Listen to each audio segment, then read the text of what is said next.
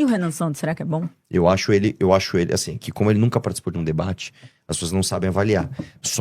Eu acho Sim. que ele é, tipo assim, top 3 do Brasil. O top 3. Eu acho Vamos o Renan, ver nos debates aí eu como que vai vou te ser. falar qual é o defeito do Renan. Como o Renan, ele tem um rol... Posso me estender só um pouquinho? Claro, eu tô curiosa. Agora eu quero essa análise. Eu falo assim, eu sou mamãe falei, não sou mamãe escutei. Então eu trago o convidado só para as pessoas me ouvirem. Tá bom, isso aí. tá bom. Meus ouvidos são seus, vai. Existe um negócio que é o seguinte, existem basicamente 2 tipos de raciocínio que são muito diferentes. O raciocínio rizomático, que é aquele raciocínio da pessoa mais imaginativa, sem fronteiras. Geralmente artista tem raciocínio assim. E o raciocínio que eu chamo ele de raciocínio de fluxograma. O meu raciocínio, ele é muito de fluxograma. Muito. Eu organizo os meus pensamentos como se fosse uma prateleira. Eu sempre faço essa analogia para quem vai aprender a debater comigo. Você vai montar uma prateleira, porque você precisa ter acesso. Não é só sobre quantas coisas tem na sua prateleira. Você precisa ter o acesso, você precisa achar informação rápida. Pum, tá aqui. Puta, agora eu vou usar outra. Você monta uma caixinha e usa aquilo naquela ordem. Como o Renan ele tem um raciocínio rizomático, ele é um cara que, você fala um negócio pra ele, viaja, ele vai, ele busca informações, ele tem muita quantidade de informação. A dificuldade do René é concatenar ideias em pouco tempo. Perfeito. Só que agora com as entrevistas, a gente tem treinado ele e ele tá mito nisso. Eu sempre falo pra ele, cara, você não vai dar uma resposta cada hora de um jeito porque ele é sempre assim, você pergunta, qual é a sua próxima educação? Agora sai de um jeito. Você pergunta amanhã pra ele, sai outra.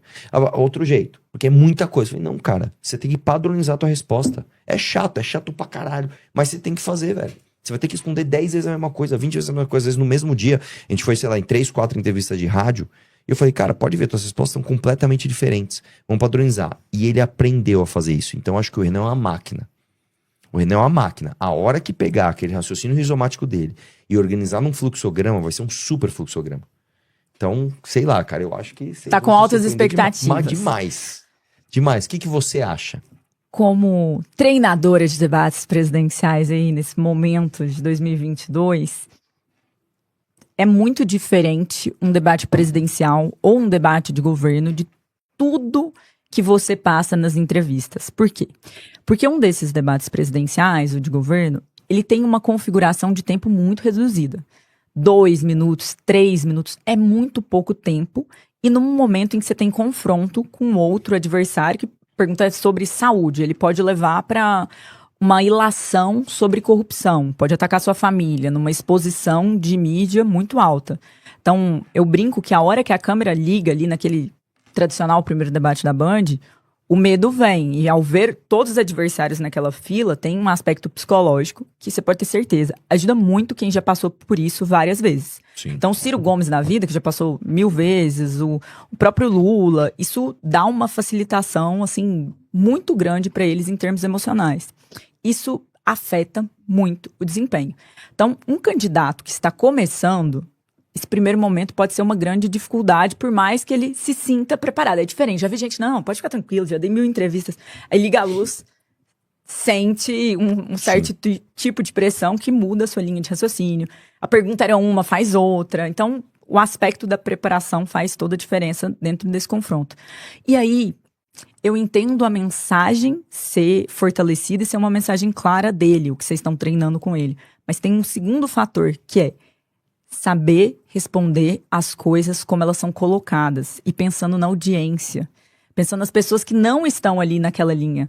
Porque muitas vezes os políticos se perdem num pensamento que é o meu adversário e não a minha audiência. São coisas muito diferentes. Sim. Eu posso ir para um debate, imagino que você faça isso. Sim, você total. não vai para o debate querendo convencer o Felipe Monteiro a ter uma opinião X ou Y. Você vai pensando na audiência e qual que é o seu efeito na audiência. Eu vejo os candidatos nos debates perdendo essa habilidade, se sentindo muito acuados e cometendo erros, assim, emocionais muito sérios aí. Eu não sei como será pro Renan esse momento em específico. Eu tô confiante porque, assim, o Renan já passou por poucas e boas durante essa vida. E acho que um debate é tipo uma coisa, beleza, mais um desafio. Eu acho que o Renan teria mais medo de decepcionar o próprio time, decepcionar a gente, do que decepcionar...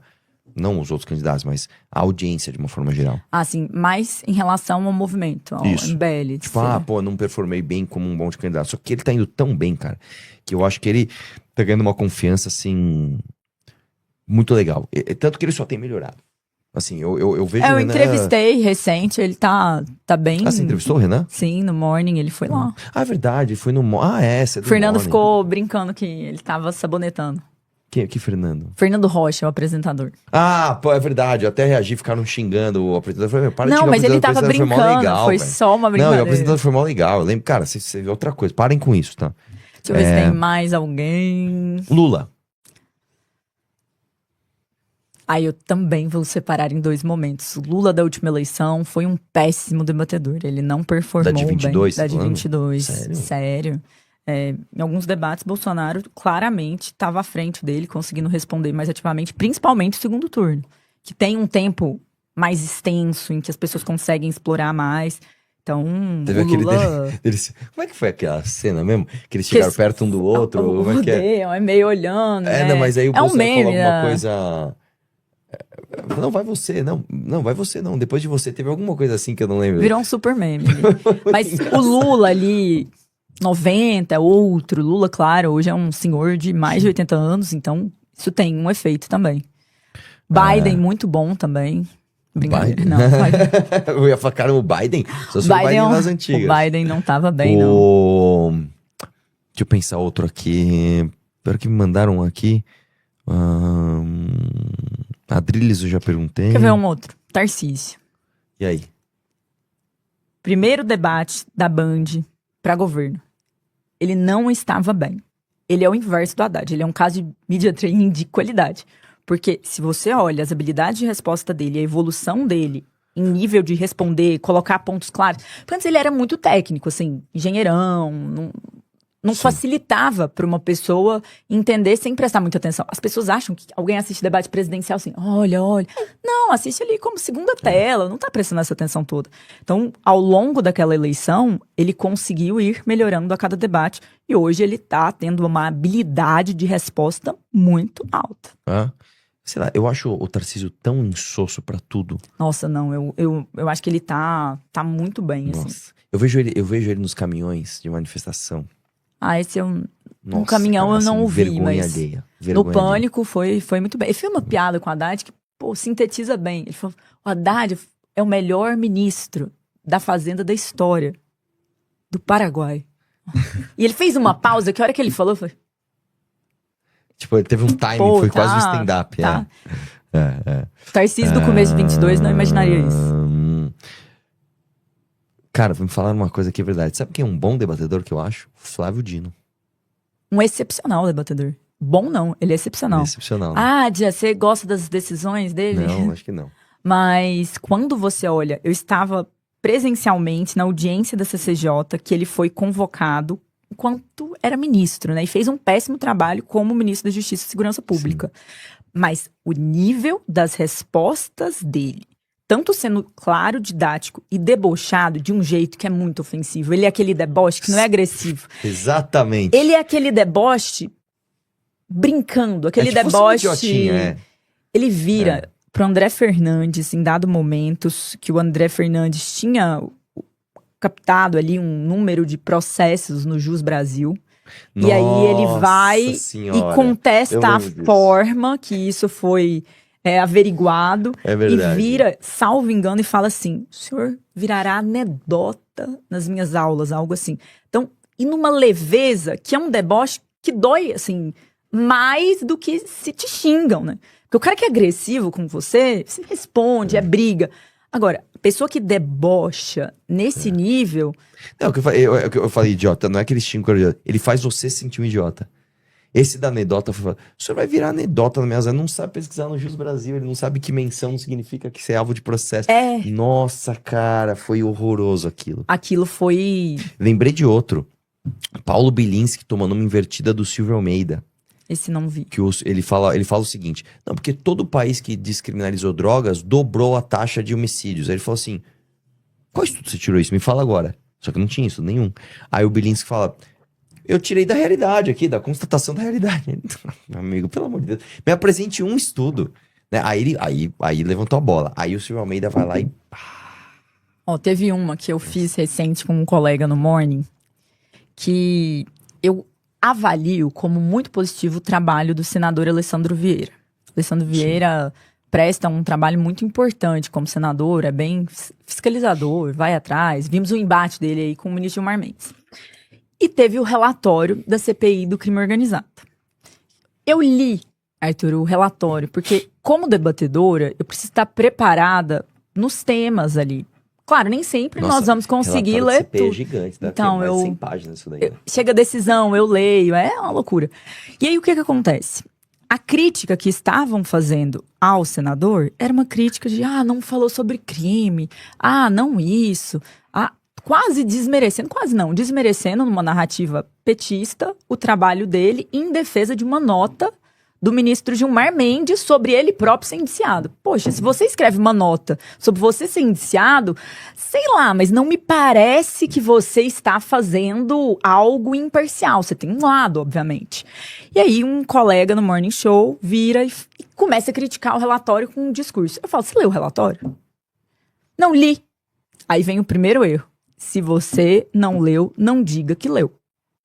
Por quê? Porque a partir do momento em que você diz que leu e não leu, é muito fácil para alguém que lê aquilo tirar algum grau de contradição do que você está dizendo. E eu viro para ele, a Ana Ering até estava nesse dia. Eu viro e falo, então me cita 3 medidas do relatório. 3. Mas quais? Pode escolher. São várias, escolhe a que você quiser. E ele começa, você está usando uma prática do MBL. Eu falo, Sócrates? Aparentemente vocês agora inventaram. Nossa, pelo amor de Deus. E aí ele vai se embananando. E ele faz o pior que ele podia fazer. Ele me devolve com a pergunta, você leu e você é contra? Me fala por quê. E eu cito pontos de atenção ali no relatório que eu tinha e menciono para ele. E aí ele fica totalmente sem habilidade de resposta. Claramente vira um corte, não sou de fazer corte, não fiz, mas outras pessoas fizeram. Então, num debate, você precisa também estar ancorado nos pontos que você diz saber ou não. Se você me pergunta, você sabe quem é? Eu só vou responder se eu souber.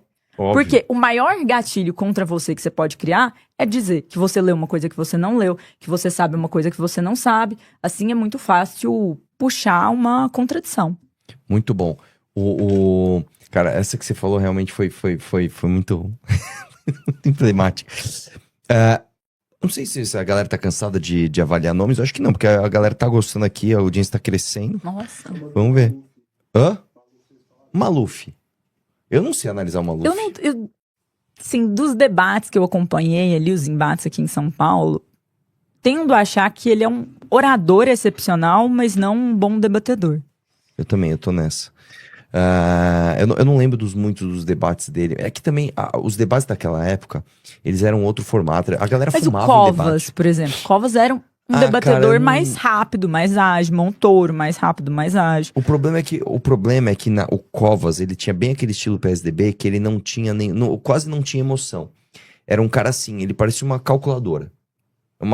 Parece que você tava pegando um bloco de notas e... beleza. Eu não sei se, por exemplo, hoje não iria, né? Eu acho que não funcionaria. Porque se você pegar, por exemplo, o Alckmin era um bom debatedor. Era um bom debatedor. Eu vi os debates dele pro governo de São Paulo, tipo 2006, sei lá quando.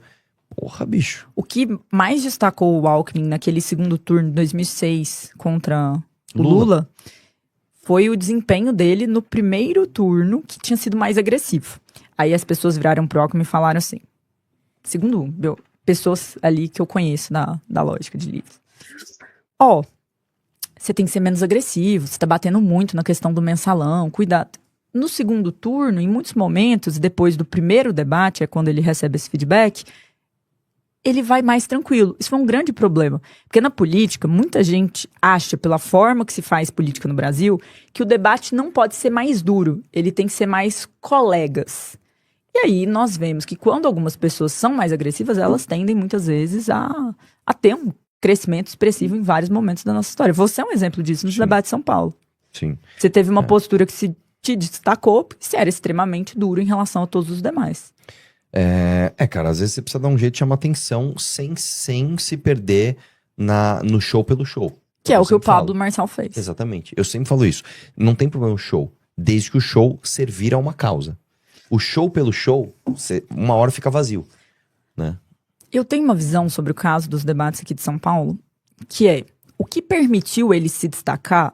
O Pablo, você tá falando? O Pablo, não foi apenas a habilidade retórica de oratória dele, que é acima da média, mas é como as pessoas lidaram com ele. Então, estão tão acostumados a um quadradinho, a coisas muito específicas, que quando ele vem e faz aquilo, a reação é tão extremada, do tipo, uma cadeirada, Sim. que isso potencializa, bater na carteira. Imagina o quão melhor teria sido de inteligência emocional de Guilherme Boulos se ele simplesmente tivesse ignorado o Pablo Marçal com aquela carteira de trabalho.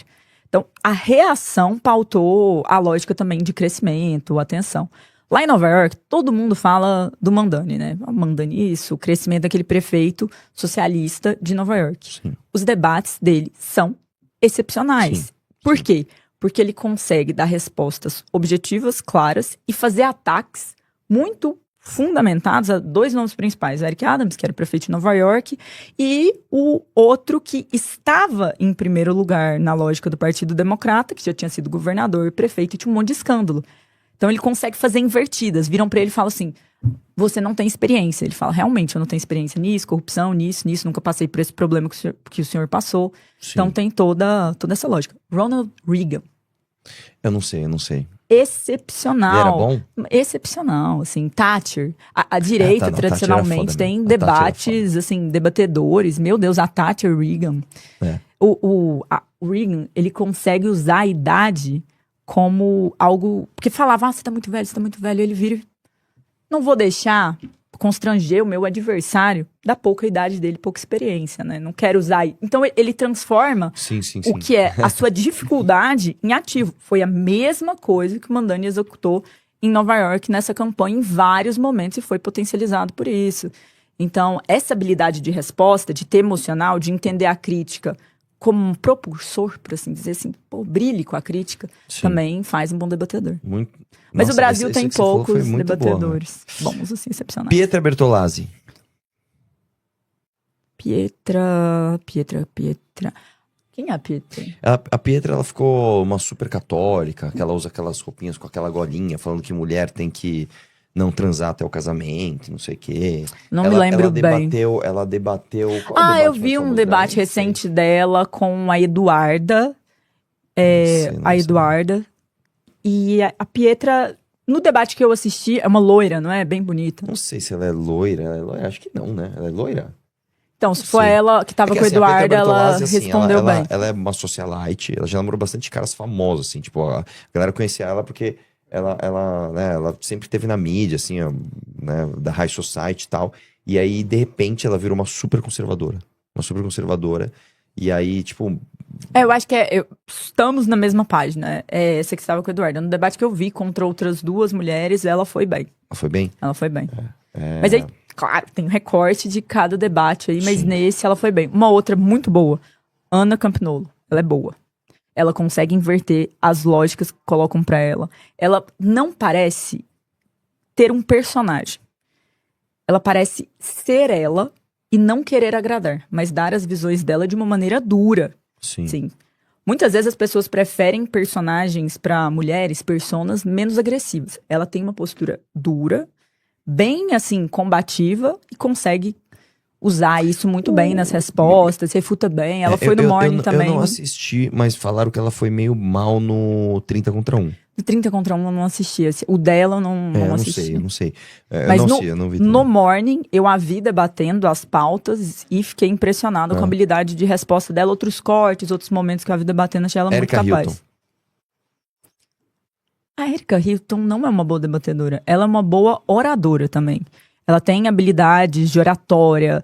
Sinceramente, acho um dos nomes mais promissores da esquerda hoje em relação a conseguir se comunicar, conseguir falar, furar a bolha. Tanto é que a pauta da escala 6x1 nasce de uma militância dela, que até então o PT não via tanta viabilidade. Então, sendo justa, uma boa oradora, consegue se comunicar, tá sabendo falar com públicos diferentes aí. Então, ela tem essa habilidade. Fica divando. Ela é uma diva. Ela vai nessa lógica da diva. Tanto que os projetos dela são esses, não sei se você sabe, né? Ela aprovou, tipo, obrigatoriedade de fornecimento de água pra filas de shows. Como uma fã da Taylor Swift, eu apoio esse projeto.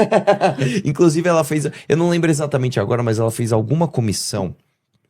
Eu não lembro exatamente, mas ela chamou, tipo assim, os representantes dos fãs-clubes de Taylor Swift, não sei o que lá, e chamou, tipo, as empresas de ingresso, um negócio assim, tipo assim. Me lembro desse requerimento dela, sim. As pautas delas são essas, tipo assim, eu quero divar e quero fazer isso. Mas é uma boa oradora. Quando vamos pro debate, não vejo como uma boa debatedora. Até porque, naquela situação da Comissão da Mulher, quando há o confronto de outras parlamentares ali que estão criticando, ela tá na comissão, a postura dela não é de debate, é emocional, ela se desliga, é extremamente até desnecessária, não responde, sai.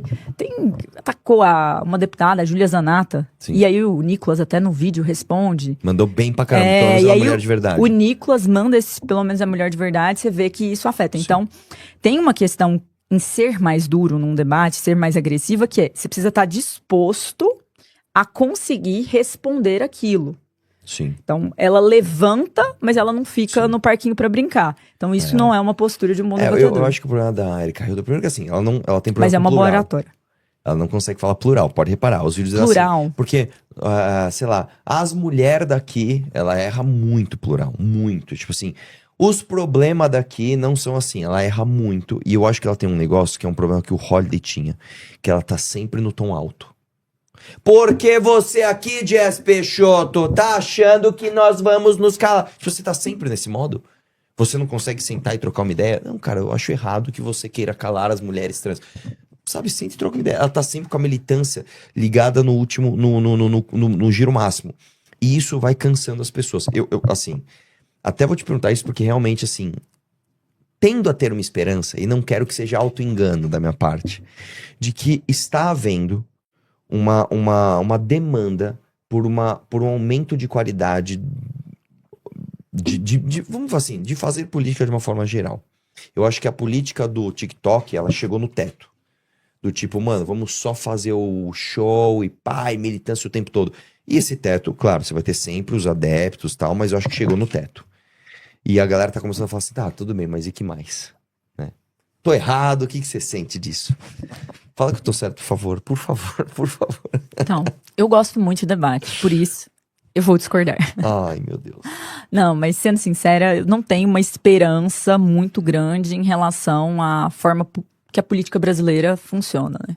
E não é nem por causa dos políticos do TikTok, ou desses discursos, não. É mais pela ausência de interesse nas pautas principais. Sim. Tem um desinteresse enorme numa discussão sincera, um debate sincero sobre a escala 6x1. Ou sobre pautas como PL da misoginia. Essas questões, elas não avançam em termos de interesse real. Isso me preocupa bastante. Tudo no Brasil é dado como solução lei. É só criminalizar que resolve.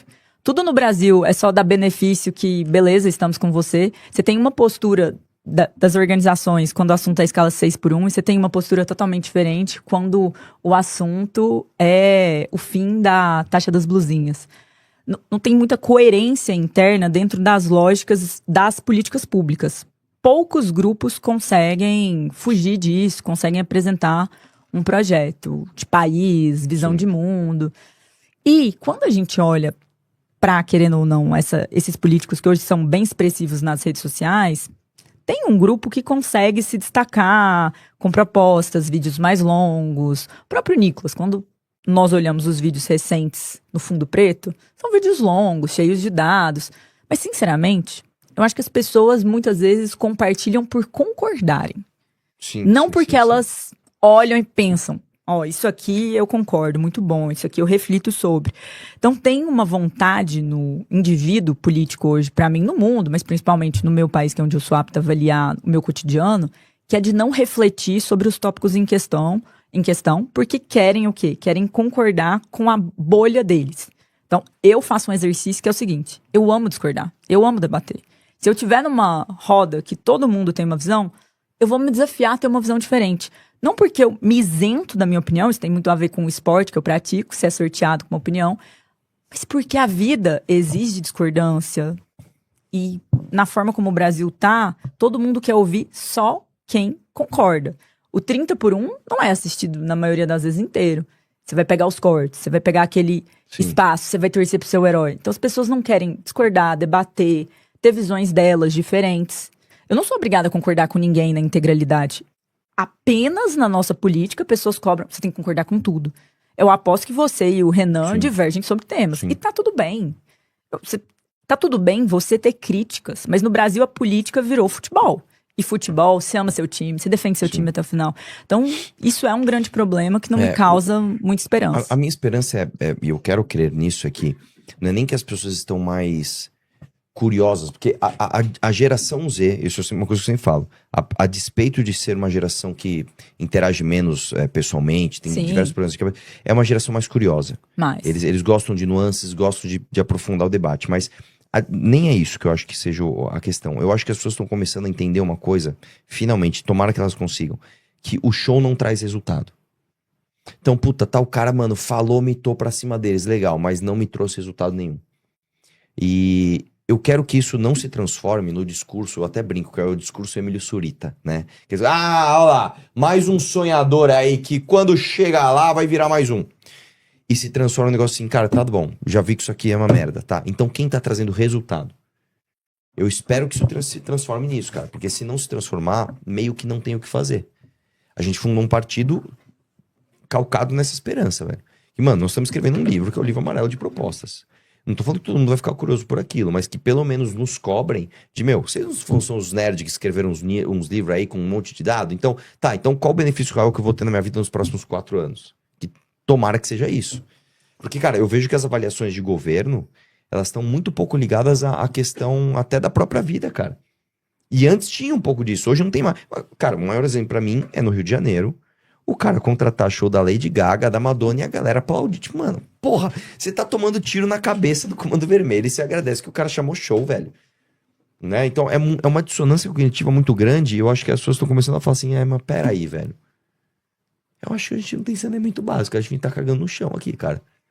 Eu não sei, eu acho que isso explica um pouco também do crescimento do Renan com discursos tão impopulares. Tipo, ele vai na tua cidade e xinga a tua cidade. E a galera segue ele. eu sou de Goiás. No meu caso, ele disse que vai nos devolver o Tocantins. Então ele foi bem legal Aí, com a tá gente, vendo, né? Populista pra Goiânia. E a galera do Tocantins apoiou.